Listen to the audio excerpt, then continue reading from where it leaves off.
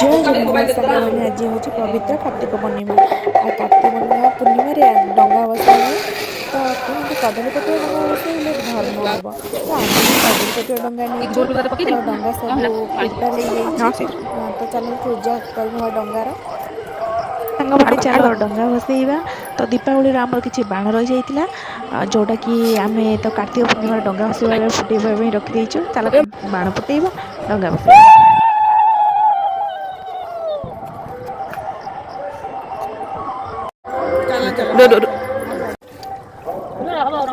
ବସିଲା ବେଳେ ଗୋଟେ ଗୀତ ବୋଲାଯାଏ, ଆକା ମା ବଇ ପାନ ଗୁଆ ଥୋଇ ବାନ ଗୁଆ ଦର ମାସକ ଧର୍ମ ମୋର କହିକି ଆମମାନେ ଡଙ୍ଗା ଭସେଇ ଦେଇଥିଲୁ। ତାପରେ ବାଣ ଫାଣ ଫୁଟେଇଥିଲୁ, ମଜା କରିଥିଲୁ।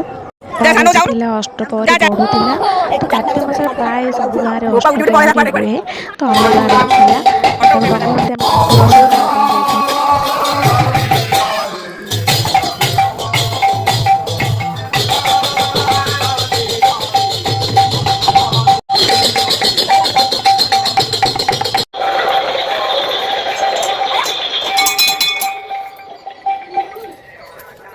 ଡଙ୍ଗା ଭସେଇ ଆମେ ସବୁ ଠାକୁର ଦର୍ଶନ କଲୁ। ଗାଁରେ ଗାଁ ଠାକୁରାଣୀ ଆଉ ରାଧାକୃଷ୍ଣ ମନ୍ଦିର ଅଛି ଆମ ଗାଁରେ, ସେଠି ସବୁ ଦର୍ଶନ କରିକି ଆସି ଛୁଆମାନେ ଉଠି ଯାଇଥିଲେ। ସେମାନେ କହିଲେ ଆମେ ଡଙ୍ଗା ଭସେଇବା, ତ ତାଙ୍କ ଡଙ୍ଗା ଭସେଇବା ପାଇଁ ଆମେ ଗଲୁ।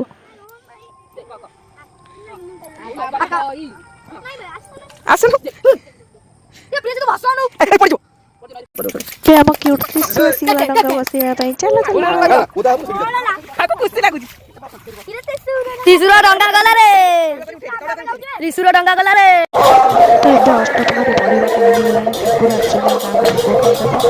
ଭୋଗ ଖାଇକି ଗଲେ ଅଷ୍ଟପ୍ରହରୀ ବଢ଼ିବ।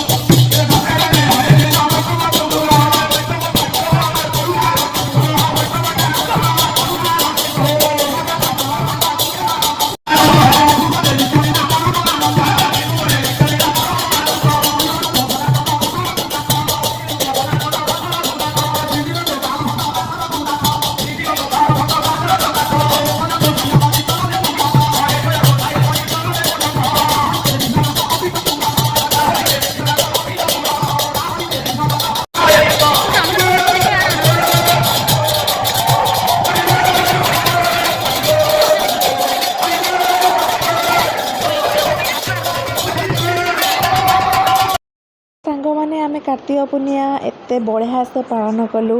ତ ପରିବାର ସହ କିଛି ପର୍ବପର୍ବାଣି ପାଳନ କରିବାର ମଜା କିଛି ଅଲଗା ଥାଏ। ତ ଆମେ ବି ବହୁତ ମସ୍ତି କଲୁ। ତ ଆପଣମାନେ କେମିତି କାର୍ତ୍ତିକ ପୂର୍ଣ୍ଣିମାରେ ଡଙ୍ଗା ଭସେଇଲେ ଆଉ କ'ଣ କ'ଣ କଲେ, ତ କମେଣ୍ଟରେ ମୋତେ ନିଶ୍ଚିତ ଜଣାଇବେ। ମୋ ଭିଡ଼ିଓଟି କେମିତି ଲାଗିଲା କମେଣ୍ଟ ନିଶ୍ଚୟ ସେୟାର କରିବେ, ଲାଇକ୍ ଦେବାକୁ ବିଲକୁଲ ଭୁଲିବେନି। ଜୟ ଜଗନ୍ନାଥ।